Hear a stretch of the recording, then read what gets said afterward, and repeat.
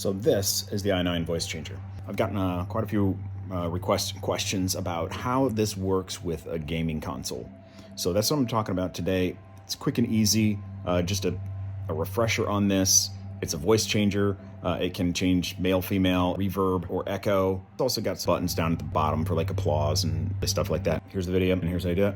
You're gonna be able to hear your voice change in your speaker here, and I'll talk into the mic and you'll hear it through the speaker. Test 1, 2. This is the i9 voice changer using the cartoon voice. Okay, so that's it. Now let me show you how it's done. Okay, I've plugged in the headset. Now let's see how I did this.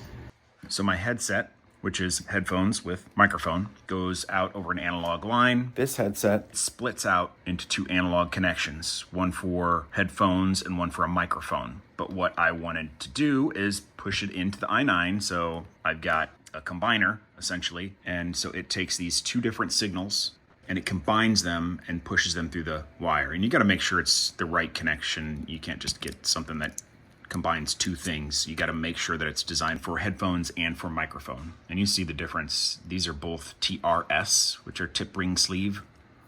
You can tell because there's three metal parts and two lines, where our output, in order to combine those and send that signal on, needs to be a TRRS, a tip ring sleeve. Okay, so we got like a ground, a mic, and then our left and right channels. And then it goes into the